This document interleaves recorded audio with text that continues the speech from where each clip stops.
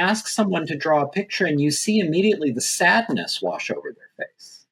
I mean, where they just know, like, oh, I can't draw and it will be terrible.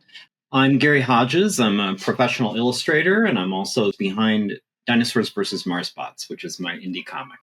I do want to finish things because I spent a lot of my life not finishing creative things, and I was just over it. What would your advice be to people who maybe aren't used to being creative, but they would like to be creative?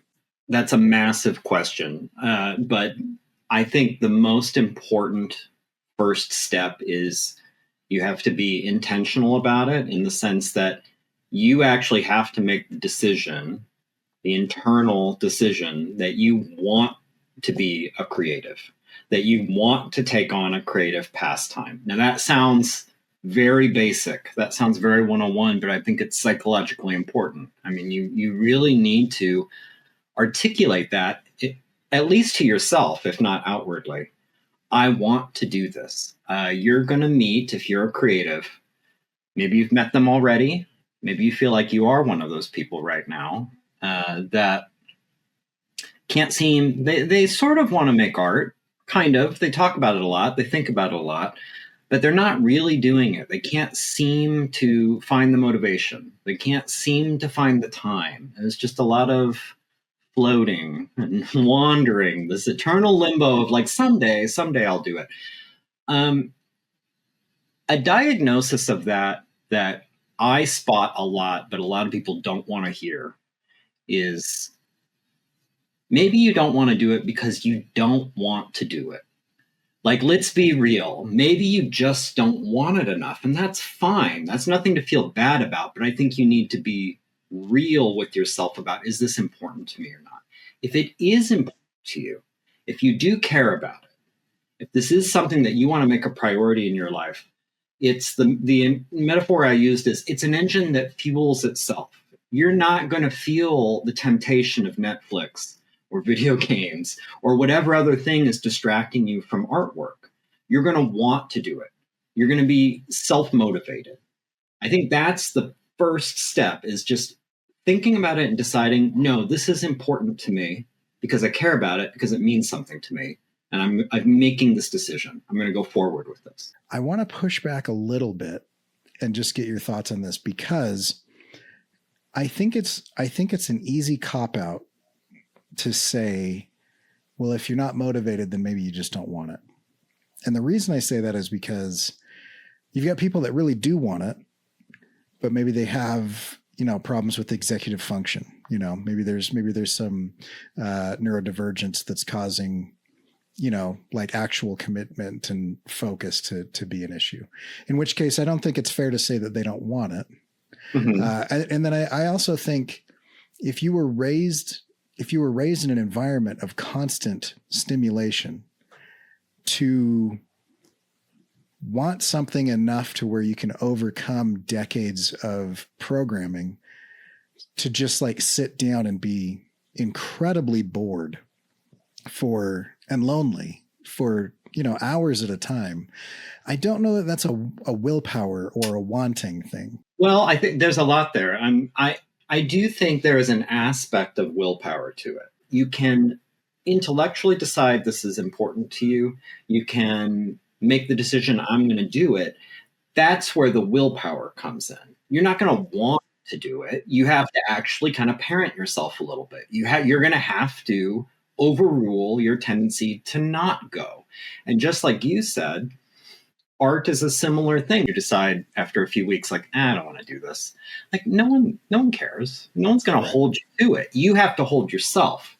So there is some truth, I think, in what you're saying, that depending on how you grew up, depending on whether you've, forgive the analogy again, but developed that muscle of being able to get yourself to do things that you aren't necessarily enthusiastic to do right now. Mm-hmm. Not tomorrow, not next week, not when you feel like it, but today. That could be harder or easier. Where I do disagree is, though I'm sensitive to it, I appreciate what you're saying, that it might be unfair to just wave away people who are not pursuing their creative dream as they don't want it enough. You know, like I understand that could be unfair, that could be painting with a broad brush, that there could be extenuating circumstances. And one example I gave when we were talking about it is, yes, there are people who are working 3 jobs and have 18 kids, and they're only sleeping 4 hours a night. And when the hell are they going to draw their comic or write their great American novel or whatever? Sure. But we also have to admit, this is 2% of the people we're talking about. Right. Just like the people who say, I don't have time to go to the gym or money to go to the gym. You have $20 a month. You have a half hour, 3 days a week. Like, tough talk now, tough love. You're lying. You haven't prioritized it. That's different. That's different from not being able to. And that's kind of what my first point is, sort of the wake-up call, is you have to make this a priority. It should come out of a place of passion. It should come from here. This part will get you to do it. This part will make the decision. So this is the part I think you need to start with. Does it matter to you to make things? Does it matter to you to express yourself creatively? If so, now proceed to step 2. Yeah. And the challenge with that is if you've never created things and you've never gotten the cognitive blessings and response or rewards that comes with completion, of something, then I don't know that you really have enough information to know whether you want it or not. I do also see a distinction between enjoyment and satisfaction. Oh, so absolutely. I don't think you'll always necessarily enjoy making art. I do think it should always be satisfying for you. Sure. At least if you're in the right place. Now that's kind of on you. And it gets very, again, a little woo, but if your head's in the right place, your heart's in the right place, and you're doing it for the right reasons, I think it should be satisfying no matter how difficult it is, no matter how frustrating. And that also, again, maybe the strained comparison would be a little bit like a love thing, where that doesn't mean it's always fun. There's that old adage that there seems to be a lot of people that want to have made comics, but very few people that want to make comics. And it's, the difference is, who doesn't want to be incredible at the piano? Everybody does. Who doesn't want to be in really good shape athletically? Who doesn't want to be an incredible artist? Yeah, you can always pine for the results, but like, are you willing to commit to what it takes to get there? Oh, I 100% agree. What's always disappointing to me is when I'm talking to other creatives who are unhappy with how things are going. Sometimes the diagnosis of the problem that people don't want to hear is you don't want to do it because you don't want to do it. But also another thing, sometimes when I meet unhappy creatives, is you don't like the process. You're frustrated because you didn't make X number of dollars, or you didn't get X number of clicks, or whatever. It's these kinds of measures. I'm not going to say they're arbitrary. They're very important to some people, especially if you're trying to make a career out of this. But to me, not why you're there. To me, it's like a chef who hates cooking and complaining about the restaurant being empty. It's like, it's hard. I don't know how to react to that. It just kind of breaks my heart, because it's like, I feel like you're kind of lost in the woods. I don't know. Your whole intention is wrong. And I do, as analytical and methodical as I can be, I'm big on intention and getting your head straight and getting your heart straight and going at it for the right reason, and making sure your motives are clean. I think if your motivation and your approach is clean, all the rest is just gravy. It doesn't matter. If you're after some kind of result that it's outside of you, outside of your control. For example, I want to sell this number of books, or I want this publisher to sign me, or I want to, be on Hot Ones and, and do the hot, whatever the thing is, that stuff that you have, again, tough for some people here, no control over. You can arrange everything to kind of favor an outcome, but that's all out of your hands. The only thing you have control over is showing up every day and doing the work. that's something you can do. Everything else is kind of out of your hands, and you have to, in my mind, wash your hands of it. The way I look at that, not to get too biblical, but there's Jesus is given the Sermon on the Mount, and he talks about consider the lilies how they grow, right? And a lot of people take that as like, you know, like Solomon, the richest person that the Jews could think of, you know, isn't as cool looking as those wildflowers that aren't doing anything. But if you think about it, it's actually, there's this really interesting distinction between, there's even a whole parable about like, they can't control where their seed falls or what the ground is like, you know, they can't control whether or not it rains, whether the sun comes up in the morning, you know, or whatever. But they actually, it says, it doesn't say, see those lilies over there, just be like them and sit back and hope for the best. It says, consider how they grow. How they grow is they completely ignore everything outside of their own control. And they prep themselves for when those opportunities happen. And so they're growing roots, they're growing petals, they're pointing their petals and their leaves at the sun when it's in the sky. And when an opportunity comes, when it does rain, they've already got roots. Yes. Like that's, you know, and so in my mind, I love what you're saying, because in my mind, the creator's job is not to shoot for, you know, trying to control the rain or make the sun come up in the morning, but it's like become a plant that has deep roots, like become someone who can take hold of those opportunities if and when they come. Yes, 100%. And like a similar kind of way to think about it, I think it was something that I heard Rick Rubin talk about once. He's like, if you're a fisherman, you don't really have control over whether the fish will bite. You have control over going out every day and putting the hook in. Like that's, you have to be prepared for when it happens. I think, and that's your part. My part is to get my hook, get my bait, get on the boat and go out to the middle of the lake. Maybe nothing's going to happen. That's fine. And I guess with this going on with this train of thought, if you're getting pleasure from the act of, I spent the whole day fishing, I didn't catch anything, but it was great, then you're going to do fine, But if it's all about like, I dragged the boat down to the lake again and I hooked up, I got all this bait and I went out there, I didn't catch anything. I don't even know why I'm doing it anymore. Like he likes the panel a day. I think I would find that burdensome and overwhelming. I think I like the room to say, I'm probably not going to get any drawing done today. And if I'm going to be behind, I don't want to be aware of how behind I am on that granular level.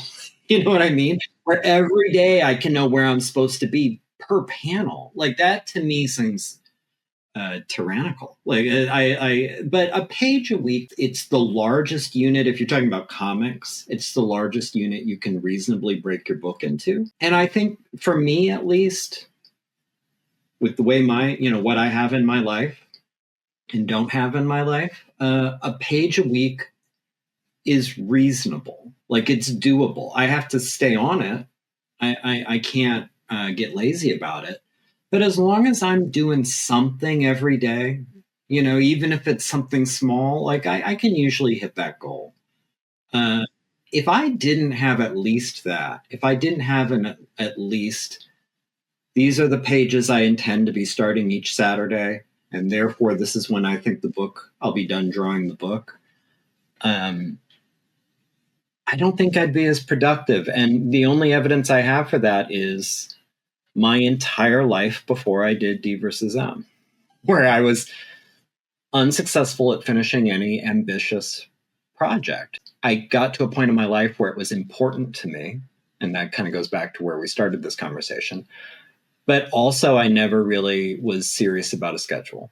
I wrote or drew when I felt like it. I had no sense or care or worry about when it was done.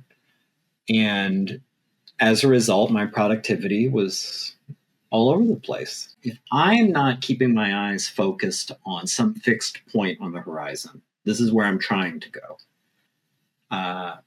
I feel like I will never actually get there. I might, if I'm in the woods and I see that high peak on that mountain up there and I keep my eyes on it, eventually I'll get there. If I'm not looking at it, I could wander the woods for a long time, and I don't want to wander the woods. I do want to finish things because I spent a lot of my life not finishing creative things, and I was just over it. What advice would you give on getting everybody in your life, your friends, your family, your girlfriends, your boyfriends, your husbands, your wives, your roommates, your, whomever, siblings, parents, on board with this thing? Well, I maybe this is naive or optimistic, but I feel like if they care about you and they sense that it's really important to you, the buy-in shouldn't be too difficult, as long as it's not like a lot of demands on them.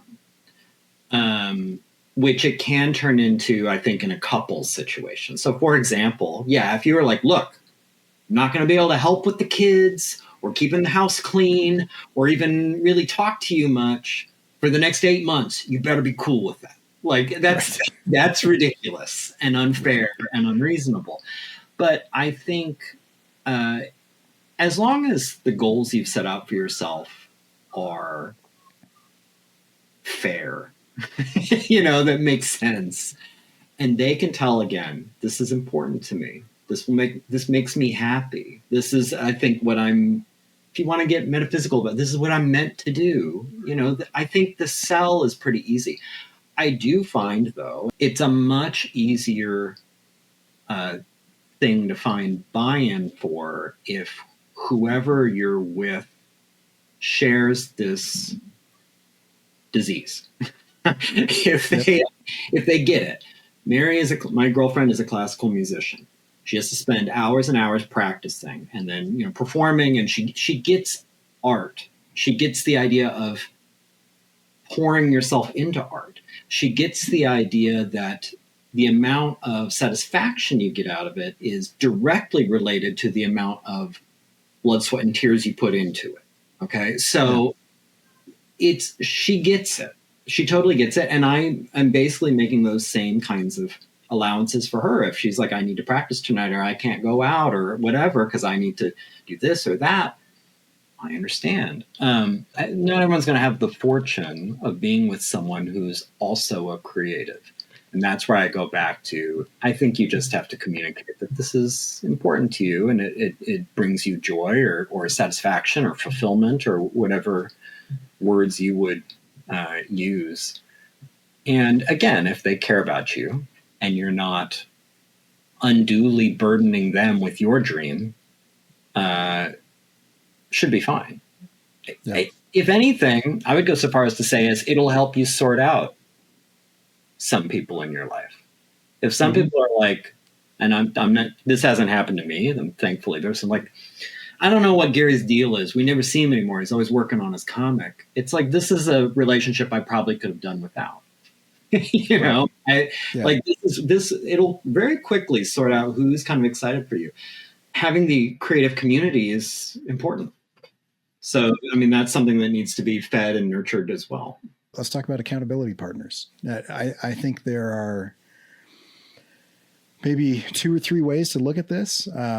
There's a very formal way of looking at this where you are like, you and I are going to do this thing at this time. We're going to commit to meeting together and checking, whether that be like a 48-hour art check or something along those lines, or more informal, where in the group that we're in, which is like, there's an unspoken, I don't think anybody's ever formally said, we expect everybody to kind of like share your work and take a look at what others are sharing and either give encouragement or feedback if they're asking for feedback or whatever. You know what I mean? Like, no one's ever said that, but there's just a general like informal thing. There's an understanding that we're all working. Like, can you imagine if someone in our group was like, I'm done. I'm not doing this anymore. Like, I'm putting all my creative projects on pause. Yeah. And 6 months, 8 months, 2 years go by and they're still in the chat and they're not, like, I think it would start to feel like, why are you here? Why are you in the clubhouse? Like, I think there's an understanding, like, we're all working, right? Like, we're all creatives. Right? And this one difficult because I live kind of in the middle of nowhere. Though, over the years, I've found a couple of people is just surrounding yourself with people, that are doing stuff, and I don't know any of my like in-person friends are like doing visual art. But like I've got a good friend he's writing a book. I've got a good friend that makes short films, another good friend that makes mini documentaries, and like most of the people that I spend a considerable amount of time with are doing something creative.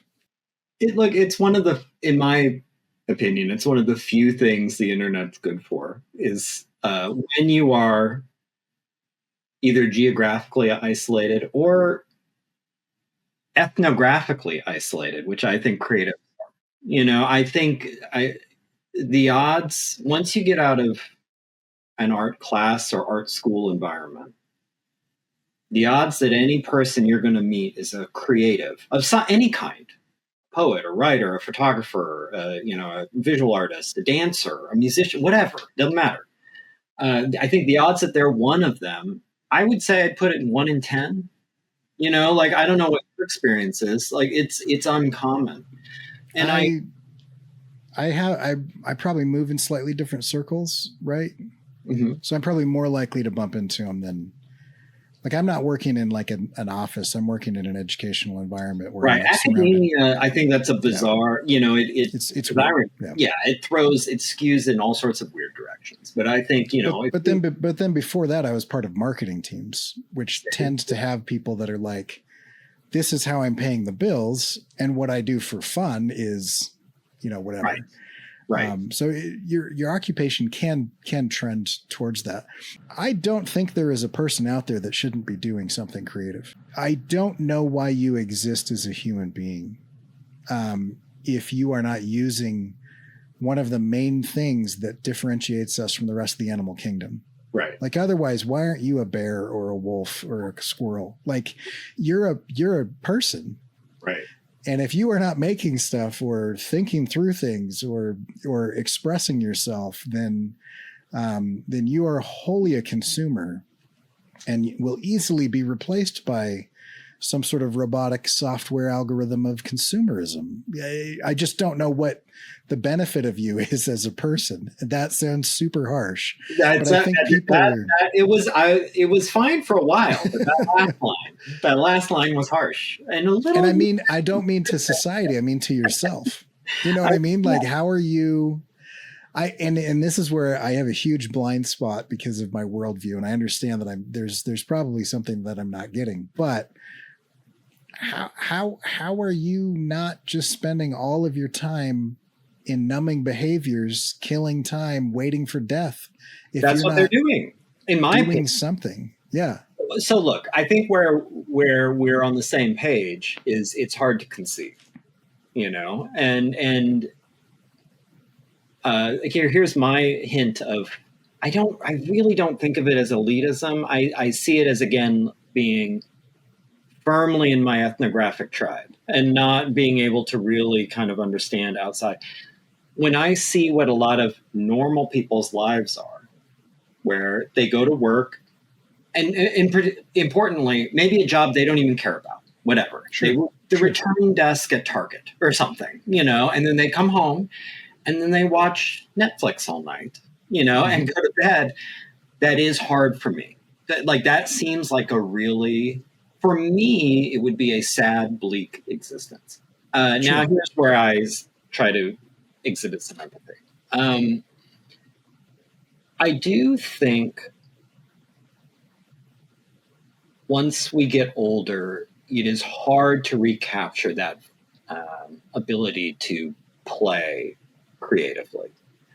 And it's not as joyful as it is, perhaps, for us. And most importantly, I think the difficulty of it does not... Remember I talked before about enjoyment versus satisfaction. The difficulty of it, especially the difficulty of trying to achieve the picture in your head and the gap, maybe the gulf between what you had in mind and what you're actually getting. This is not an enjoyable experience for a lot of people. I think for people like us, it could be discouraging, but it's not enough to make you quit. And there is actually, it just enhances the satisfaction from it to try and close that gap a little bit with each successive effort. We enjoy that. We enjoy, I think, creatives in general, serious creatives, enjoy difficult things in a way that normal people are unburdened by. They don't have this curse of getting enjoyment from difficult things. They can enjoy easy things, and Sure. God bless them. You know, like, I mean, that's great. I think that's a significant difference. So when you say, you know, I don't understand these people who don't, you know, make art, I think sometimes it's that. I mean, ask someone to draw a picture and you see immediately the sadness wash over their face. You know, I mean, where they just Right. know, like, oh, I can't draw and it will be terrible. Like, this is where they're stuck, you know, and that's fine. That's Yeah. fine. For whatever reason, nature, nurture, or whatever, that's not discouraging for us. This idea of like, it's not going to be what I picture. I can tell you Yeah. right now, people at home, none of the comics I've done, none of the art I've done in my life is what I pictured in my head. It always falls Sure. short. It should always fall short. That's the difference, I think, between someone like us and someone who immediately, it's like, I tried writing a little bit. I hated everything I wrote. I never went back. To choose to live this life, you have to be a fish that recognizes what water is. Yeah. Whereas most of the fish don't, because the entire system that has been built around us has commodified and destroyed any real deep connection to a very human thing. If you look at every ancient culture, like singing and dancing and making art, visual and otherwise, was just what you did because you were a human, right? That was just what you did to celebrate or to connect, with the tribe or whatever it is. And then at some point in time, we noticed that some people were better at it than others, and now it's become like, well, are you making money at it? It's the people that understand the cost of everything and the value of nothing that are saying, well, you have to be good at art to do art. And it's like, that's not the point of art. It's a transformative experience. Right. That if you can get into that flow state, then you've experienced, something that is deeper than just being numbed and programmed. I think civilization and modernity and all these different things have allowed, for the first time in human history, people to specialize in art in a way that, wasn't even on the radar, 5,000 years ago or something, Right. or 10,000 years ago or 20,000 years ago.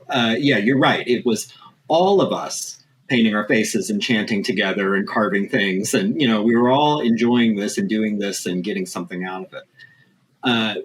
With the ability, the space for us to specialize in whatever we're talking about, weaving garments or making pots or painting or writing songs or whatever it is. Like, this is where now suddenly talented people start to give the impression that they're the only people who can do this thing, when really we've just allowed room for talented people to kind of rise to the top. I also do think, with the second point you made, this is just yet another example of what I would call toxic capitalism. I think we've surrendered morality to commercial interests. And I think there is this inherent sense that if you can make money on something, it's worthy. And if you don't make money on something, or God forbid, lose money on something, it's bad. And this becomes the only moral bar to hurdle, is like, is this profitable or not? That determines whether it's good or not. This is, if you think about it in those terms, if you say it out loud like that, on its face, ridiculous. And it's just, it's a preposterous way to measure, especially something like art. But we are all conditioned in that way. And anyone who's thinking about becoming a serious creative, serious as in you're making this a priority in your life, I give you about 3 to 4 minutes before someone says, like, that's great. Are you selling your stuff on wherever? Right. I mean, because that's, and you should feel sorry for them. Like, it's Right. don't be mad. And like, they Yeah. mean well. It's just that shows how corrosive and how it's seeped into every corner of all of us, where that measure. I mean, someone tells you that they do homemade jewelry and say, like, oh, do you make a lot of money on that? Before you even know what you're saying, before you realize how Right. stupid it is to make that the metric. Like, it should be like, you love it. What you like. Yeah, it's interesting because other people doing other things that they find fulfilling that we've even mentioned don't get that. You know, it's not like it's somebody that's like, yeah, I go fishing with my buddies on Saturdays, and they're like, Yeah. oh, cool. How much do you get paid? Yeah, do you sell fish? Like, then you see another hint of weird, like, why am I monetizing something Right. I enjoy doing? Like, why is that the immediate thought? The idea that you could do it for pleasure is so alien to some people, or at least very far down the list of your potential motivations. When in my mind, the first reaction to hearing that someone is a creative is, of course, they do it because they love it. The stuff that's happening under the surface is all internal, but Yes. the external result is a product. Yes. And so the internal, which is the important part, you have to get pretty vulnerable and take some time to explain, you know, well, yeah, I had some modicum of euphoria, you know, while I was kind of in this meditative state as I was focusing on, you know, how thick to make this line. Sure. And I didn't have anxiety or depression for an hour while I was doing this, you know, like it was a thing, rather than saying like, no, see, I drew this product. And it's interesting just to kind of, yeah, there's just kind of like, what is visible is a commodity, and what is important is invisible. And there absolutely can be a commercial, for me, a commercial byproduct, the way I think of it. I'm never doing a calculation about who will I sell this to, or what's a number of copies that will make sense financially, or et cetera, et cetera. That's not an issue on anyone who does have that preoccupation. I'm just saying that I feel freed creatively by having a day job. Yeah, me too. I think there is something ethereal or otherworldly or more than physical, right? The metaphysical side of this that we are tapping into when we're being creative. Like when we're going through true creative execution, expression is a great term. Do you think, and what do you think about the idea that it is something outside of ourselves, or that we're tapping into something deeper than the physical? In terms of literally, I do not believe that. But I do think it's a useful device to get into the headspace that allows you to be creative. So I wouldn't ever reject that school of thought as just like, what a bunch of hogwash, what a bunch of weird woo voodoo, like nonsense.